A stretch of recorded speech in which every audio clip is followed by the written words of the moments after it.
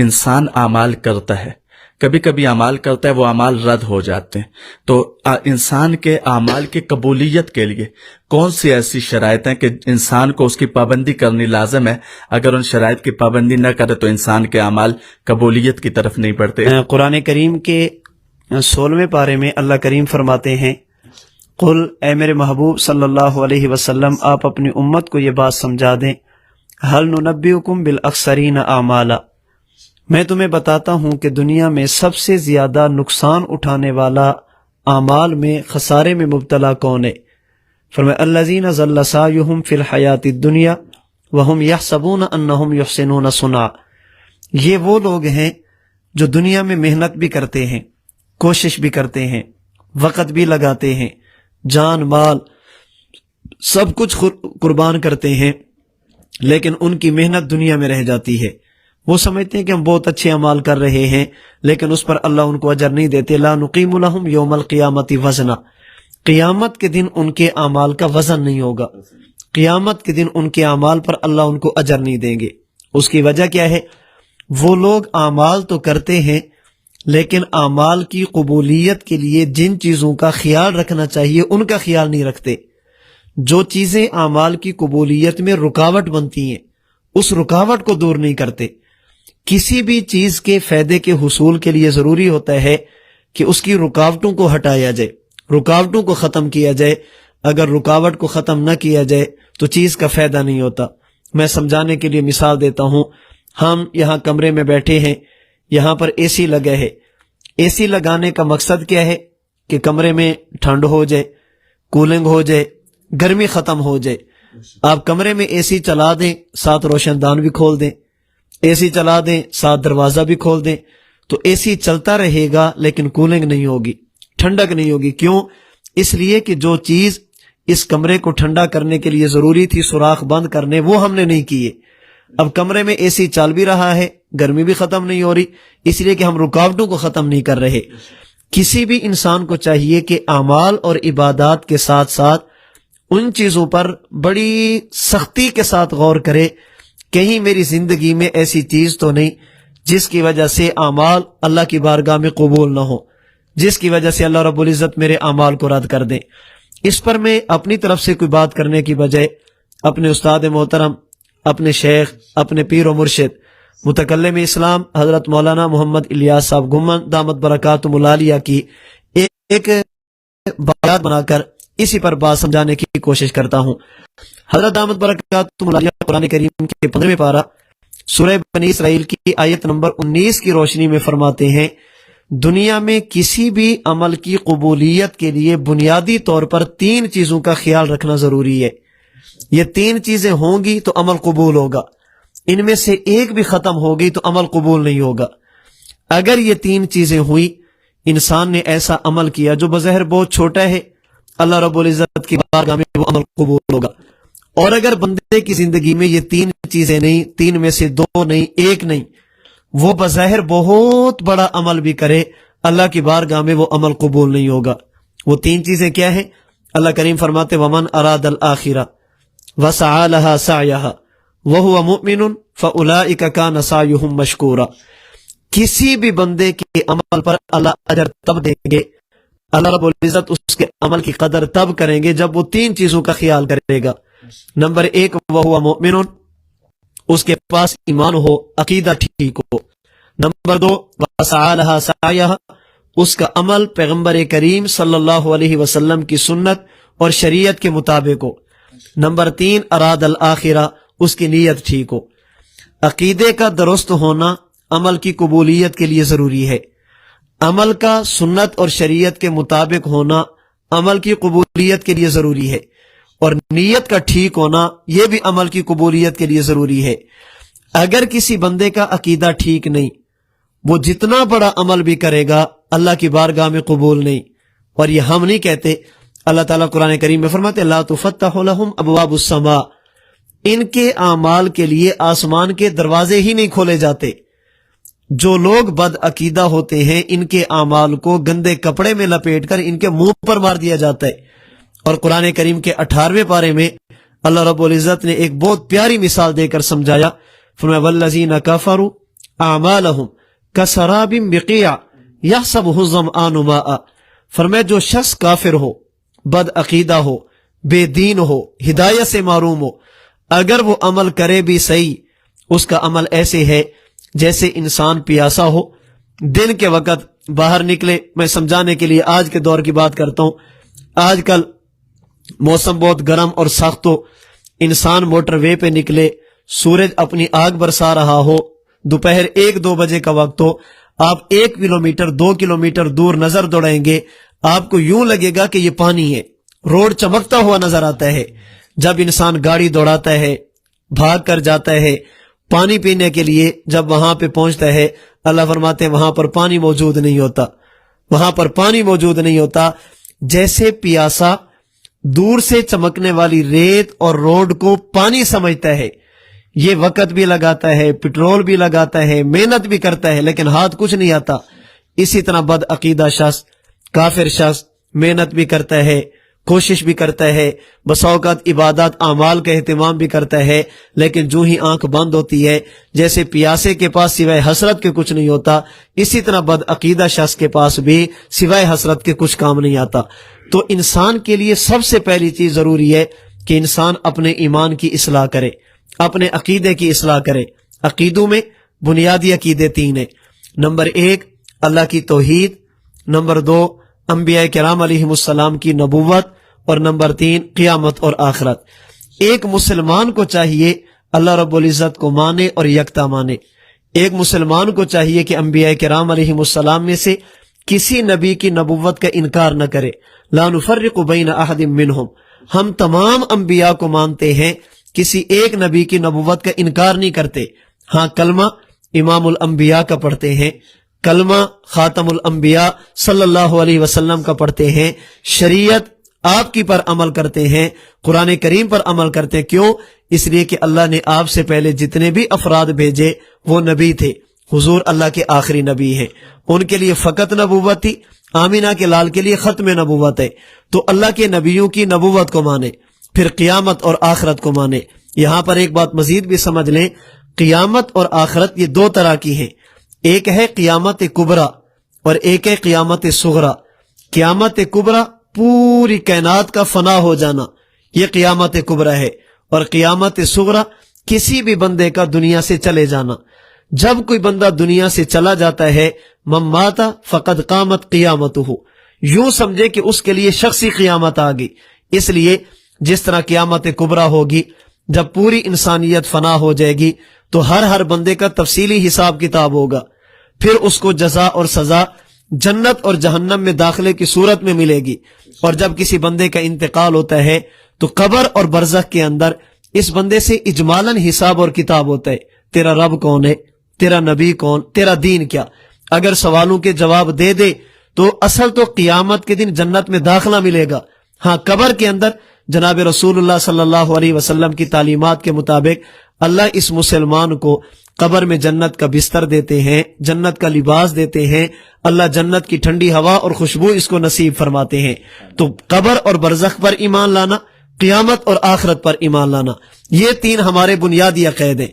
और भी अक़ैद बहुत सारे हैं, लेकिन बुनियादी अक़ैद जिन पर हमारे अक़ैद की इमारत खड़ी होती है वो ये 3 अकीदे हैं।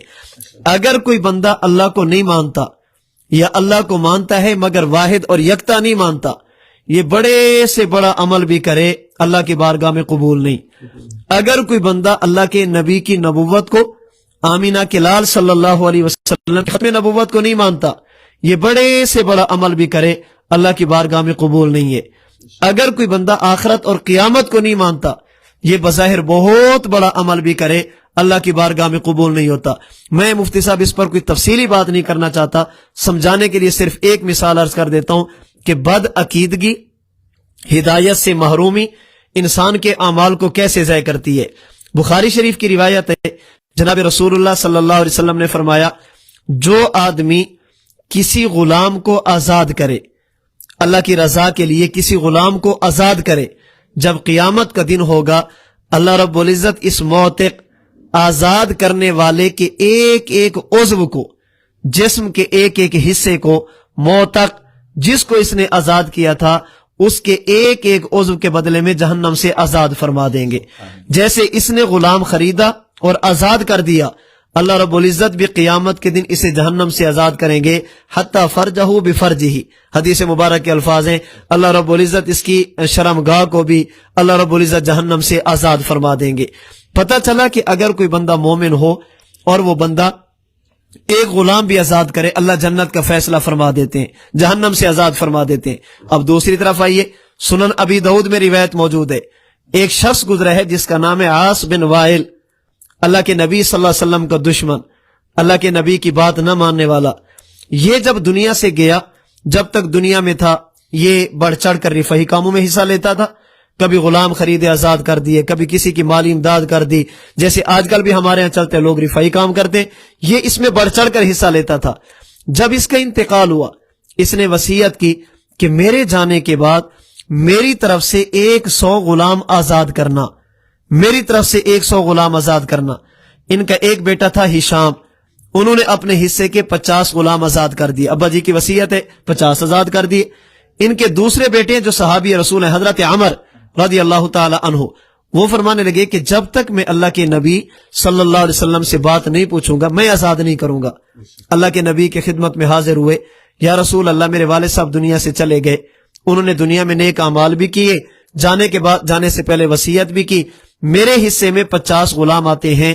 پوچھنا یہ ہے کہ اگر یہ میں 50 غلام آزاد کر دوں کیا میرے والد کو فائدہ ہوگا؟ قبر کے عذاب سے بچ جائے گا، جہنم کی گرفت اور آگ سے بچ جائے گا؟ رسول اللہ صلی اللہ علیہ وسلم نے فرمایا عامر اگر تمہارا والد کلمہ پڑھ کے دنیا سے جاتا تم غلام کرتے تو ان کو فائدہ ہوتا، وہ چونکہ بغیر ایمان کے گیا. اب اگر تم غلام کرو گے تب بھی تمہارے والد کو جہنم کی آگ سے نہیں بچایا جا سکتا. اللہ کے لیے میرے جملوں کو اپنے دلوں کی تختیوں پر نوٹ کیجئے، ان کو دلوں کے کانوں سے سمجھنے کی کوشش کیجئے. آج امت نے عقائد کو مذاق بنا لیا. جب یہ کہا جاتا ہے، کوئی عالم کہے فلاں شخص ایسا ہے جس کا عقیدہ ٹھیک نہیں عقیدہ ہے، تو کہتے ہیں کہ مولانا صاحب وہ تو بڑے کام کرتے ہیں، اس نے ہسپتال بنایا، وہ ایمبولینس چلاتا ہے، اس نے پانی کا چشمہ کھدوایا، پانی کا انتظام کیا، اتنے نیک کام کرنے کے بعد بھی جنت. رسول اللہ صلی اللہ علیہ وسلم کے ان 2 فرامین کی روشنی میں جملہ عرض کرنے لگا ہوں، اگر کسی بندے کے پاس ایمان نہیں، اگر کوئی بندہ بد عقیدہ ہے، وہ 50,000 غلام آزاد بھی کرے تب بھی جہنم سے نہیں بچ سکتا. اور اگر کوئی بندہ مومن اور مسلمان ہے، وہ ایک غلام بھی آزاد کرے، اللہ اس کے لیے جہنم سے آزادی کا فیصلہ فرما دیتے ہیں. عمل کی قبولیت کے لیے سب سے پہلی چیز انسان اپنے عقیدے کی اصلاح کرے، ایمان کی اصلاح کرے. عقیدہ ٹھیک ہے، آپ اپنے محلے کی مسجد میں، ایبٹ آباد کی مسجد میں 1 اینٹ لگا دیں، اللہ جنت دے دیں گے. عقیدہ ٹھیک نہیں، پورا بیت اللہ اور خانہ کعبہ بھی تعمیر کر دیں، تب بھی بندہ کبھی جنت میں نہیں جا سکتا. جنت میں جانے کے لیے بنیاد ایمان، جنت میں جانے کے لیے بنیاد عقیدہ، اعمال، یہ بعد کی باتیں. سب سے پہلی چیز ہے کہ انسان کا ایمان ٹھیک ہو، انسان کا عقیدہ ٹھیک ہو، انسان کا نظریہ ٹھیک ہو. ہاں اعمال کرنے چاہیے، لیکن اعمال کے ساتھ ساتھ ان شرائط کا خیال کیا جائے جو عمل کی قبولیت کے لیے ضروری ہے. نمبر 2، دوسری چیز، کسی بھی نیک عمل کو کرتے وقت یہ دیکھا جائے کہ اس عمل پر شریعت کی مہر موجود ہے یا نہیں، شریعت کی مہر لگی ہوئی ہے یا نہیں. اگر کسی عمل پر اللہ کے نبی صلی اللہ علیہ وسلم، آپ کے صحابہ کرام رضی اللہ عنہم اجمعین، ان کی طرف سے مہر لگ جائے، اس کا معنی یہ ہے کہ یہ عمل ٹھیک ہے. اگر کوئی بندہ عمل کرے بظاہر بہت اچھا کام ہو لیکن اس پر شریعت کی مہر موجود نہ ہو، وہ اچھا کام ہماری نگاہ میں تو اچھا ہو سکتا ہے، شریعت کی نگاہ میں اچھا نہیں ہو سکتا. میں اس پر بھی سمجھانے کے لیے صرف ایک مثال عرض کر دیتا ہوں. سنن ترمذی حدیث مبارک کی کتاب میں حضرت عبداللہ بن عمر رضی اللہ تعالی عنہما، حضرت عمر بن خطاب کے صاحبزادہ، ان کے بارے میں روایت منقول ہے. آپ بیٹھے تھے جیسے ہم بیٹھے آپس میں، آپ کی مجلس میں ایک بندے کو چھینک آ گئی. اس نے چھینک آنے پر کہا الحمدللہ والسلام علی رسول اللہ، الحمدللہ والسلام علی رسول اللہ، الحمدللہ کہا اور ساتھ ہی جناب رسول اللہ صلی اللہ علیہ وسلم پر صلاۃ و سلام پڑھا. اب دیکھیں صلاۃ و سلام پڑھنا، اللہ کے نبی پر درود پڑھنا، یہ کوئی معمولی عمل نہیں ہے، بہت بڑا عمل ہے. اتنا بڑا نیک عمل ہے جس کا بندہ اندازہ بھی نہیں لگا سکتا. اللہ رب العزت نے اہل ایمان کو بعد میں کہا صلو علیہ وسلم تسلیما ان اللہ و ملائکۃ یصلون علی النبی، پہلے فرمایا کہ یہ کام میں بھی کرتا ہوں تم بھی کرو. اتنا بڑا نیک عمل. حضرت عبداللہ بن عمر رضی اللہ تعالی عنہما اس بندے سے فرمانے لگے کہ میں صلاۃ و سلام میں بھی پڑھتا ہوں، درود شریف میں بھی پڑھتا ہوں. میں آج کی زبان میں کہتا ہوں، حضرت عبداللہ بن عمر فرمانے لگے درود کا منکر میں بھی نہیں ہوں، میں درود کا انکار نہیں کرتا. اور مفتی صاحب حضرت عبداللہ بن عمر کتنا درود پڑھتے تھے؟ امام عبد الرزاق رحمۃ اللہ علیہ نے مصنف عبد الرزاق میں لکھا، فرماتے ہیں حضرت عبداللہ بن عمر کا معمول زندگی کا یہ تھا، جب بھی کسی سفر پہ جاتے، سفر چھوٹا ہوتا یا بڑا، تھوڑے دن ہوتا یا زیادہ دن، دور کا ہوتا یا قریب کا، اپنے گھر سے نکلتے سیدھا مسجد نبوی میں جاتے، 2 رکعت نماز ادا فرماتے، پھر وہاں سے نکل کر سیدھا اللہ کے نبی کے روضے انور پہ جاتے، قبر مبارک پہ جاتے اور جا کر کہتے، امام عبد الرزاق نے الفاظ نقل کیے، السلام علیکہ یا رسول اللہ، پھر تھوڑا آگے بڑھتے، السلام علیکہ یا ابا بکرین، پھر تھوڑا آگے بڑھتے، السلام علیکہ یا ابتاہ. حضور کی خدمت میں سلام عرض کرتے، حضرت ابو بکر صدیق کی خدمت میں سلام عرض کرتے، حضرت عمر بن خطاب کو سلام عرض کرتے، پھر سفر شروع کرتے. اور جب سفر سے واپس آتے گھر نہیں جاتے تھے، پہلے مسجد میں آ کر 2 رکعت نماز ادا کرتے، پھر اللہ کے نبی کی قبر پر السلام علیکہ یا رسول اللہ، السلام علیکہ یا ابا بکرین، السلام علیکہ یا ابتاہ، پھر گھر جاتے. یعنی سفر پہ جاتے ہوئے بھی سلام کر کے جاتے، واپس آ کر بھی سلام عرض کرتے، پھر گھر میں جاتے. اتنا اللہ کے نبی پر درود شریف پڑھنے والا. حضرت عبداللہ بن عمر فرمانے لگے کہ میں صلاۃ السلام کا انکار نہیں کرتا، میں درود شریف کا منکر نہیں ہوں، لیکن چھینک آنے پر ہمیں جو بتایا گیا وہ یہ بتایا گیا کہ الحمدللہ کہا جائے، یہ موقع درود شریف کا نہیں ہے، یہ موقع الحمدللہ کا ہے. اب دیکھیں اگر اللہ کے نبی کی شریعت اور سنت کی مہر نہیں، حضرت عبداللہ بن عمر اس عمل کو قبول کرنے کے لیے اور ماننے کے لیے تیار نہیں. کسی بھی نیک عمل کی قبولیت کے لیے ضروری ہے کہ انسان عمل وہ کرے جو نبی کی شریعت کے مطابق ہو. شریعت کے مطابق کیسے ہوگا؟ رسول اللہ صلی اللہ علیہ وسلم نے اس کے لیے میرے اور آپ کے لیے بنیاد بنایا صحابہ کرام رضی اللہ تعالی عنہم اجمعین کو. اللہ کے نبی جب کوئی عمل فرماتے، ہو سکتا ہے اللہ کے نبی کی خصوصیت ہو، آپ کے ساتھ وہ خاص ہو سکتا ہے اللہ کے نبی نے وہ کام کسی عذر کی وجہ سے کیا ہو، مجبوری کی وجہ سے کیا ہو سکتا ہے اللہ کے نبی نے وہ کام کسی بیماری کی وجہ سے کیا ہو. یہ ساری چیزیں موجود تھی. اب میں نے اور آپ نے وہ کام کرنا ہے یا نہیں، اس کے لیے ہم دیکھیں گے صحابہ کرام رضی اللہ تعالی عنہم اجمعین اللہ کے نبی کے بعد وہ کام کر رہے ہیں یا نہیں. اگر صحابہ اس کام کو لے کر چل پڑیں، اس کا معنی یہ ہے کہ یہ کام اللہ کے نبی کی خصوصیت نہیں، یہ امت کے لیے. اور اگر اللہ کے نبی کے کسی کام کو صحابہ لے کر نہیں چلے، اس کا معنی یہ کہ یہ عذر تھا، مجبوری تھی، نبوت کی خصوصیت تھی، بیماری تھی، کوئی اور مسئلہ تھا. وگرنہ کیسے ہو سکتا ہے صحابہ کرام اللہ کے نبی کے عمل کو لے کر نہ چلیں. جیسے ابھی ماہ رمضان المبارک چل رہا ہے، ہم اس میں نماز تراویح پڑھتے، اللہ کے نبی کی سنت سمجھ کر پڑھتے ہیں. رسول اللہ صلی اللہ علیہ وسلم نے ماہ رمضان المبارک میں نماز تراویح پڑھی ہے، اللہ کے نبی نے نماز تراویح پڑھائی بھی ہے. اور صرف اللہ کے نبی نے پڑھائی نہیں بلکہ آپ نے ماہ رمضان المبارک میں 20 پڑھی ہے.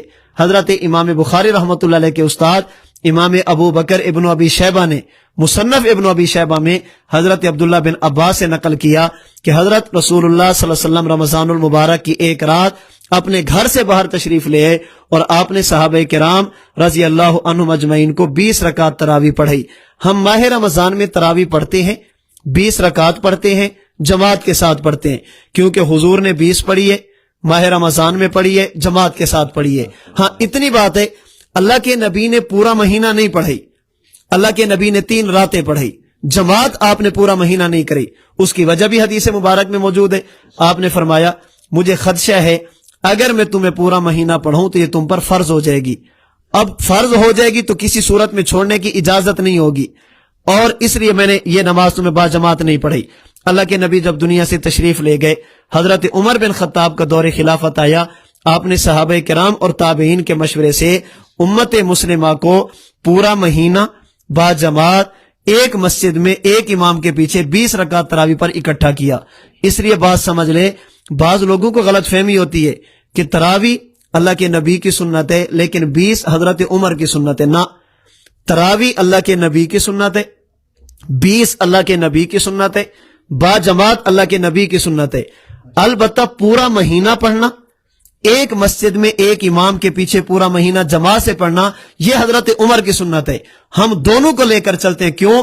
جناب رسول اللہ صلی اللہ علیہ وسلم نے فرمایا، سنن ترمذی، سنن ابی داؤد میں حضرت عرباض بن ساریہ رضی اللہ تعالی عنہ کی روایت ہے، اللہ کے رسول صلی اللہ علیہ وسلم نے فرمایا، اے صحابہ، انہ من یعش منکم بعدی فسیری اختلافا کثیرا، میرے دنیا سے جانے کے بعد تم میری امت میں بہت زیادہ اختلافات دیکھو گے۔